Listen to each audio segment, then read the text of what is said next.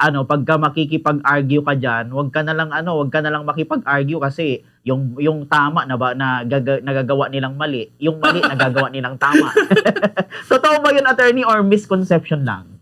Misconception lamang po yan. Misconception po. Kasi nga po, kaya nga po may judge po tayo. Ang bawat abogado po na pinoprotektahan ng kliyente niya po, may mga batas po. Kailangan niyo po i-argue yan base po sa batas, base po sa desisyon na binababa ng Supreme Court. Sa dami po ng binababa na desisyon ng Supreme Court po, may mga instance po na parang nagbabangga-banggaan po ba, nagko-conflict. So, doon po nangyayari yung misconception po ng ibang tao na sinasabi nila na binabaluktot ang batas. Pero ang katotohanan po, minsan po kasi, may mga batas po, may mga decision po sa Supreme Court na binabago nila yung dati nilang ano po, stance. So doon po nagpapalo yung misconception po ng ibang tao na binabaliktad ang batas.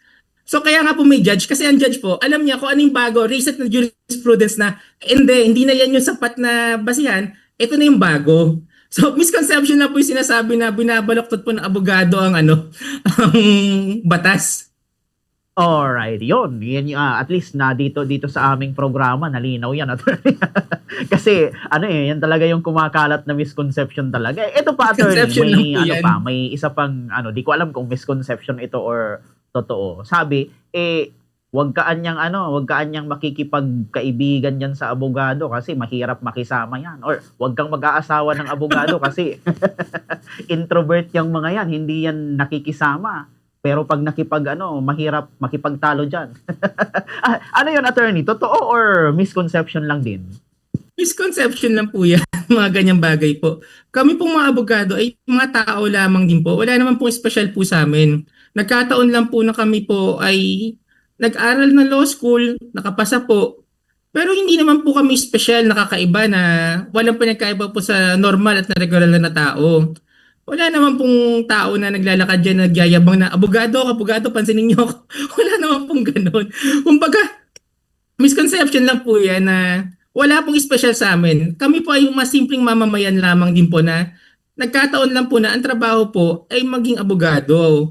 Pero wala pong ganun po. Wala pong special treatment sa amin. Wala po yung maganyan conception po na mahirap kami pakisamahan. Kumbaga may kanya-kanya po kaming personalidad. Hindi po natin pwedeng i-generalize na kung ang isang taong tahimik, nagkataon na abogado. Hindi naman po ganun yun. Okay, yung pangalawa, at least nalinaw ulit dito. Eto pa, attorney, sabi, kayo raw, attorney, mga abogado, mga mayayaman daw kayo, attorney. Totoo ba yun, attorney, or misconception lang din? Misconception lang po yun. Dahil ang pag-aabogado po, primarily po, hindi po to para sa pera. Nasa lawyer's oath po namin yan. Kami po ay mga abogado. Hindi po primarily pera ang habol namin. Ang primary responsibilidad po namin ay tumulong. Secondary lamang po ang pera. Kaya nga po may mga kaso po kami nahawakan na pro bono dahil alam po namin yung sitwasyon ng taong lumalapit is talagang walang-wala. Hindi po pwede namin i-deny ang tulong namin sa tao dahil lamang po sa hindi niya kayang bayaran ang serbisyo po namin.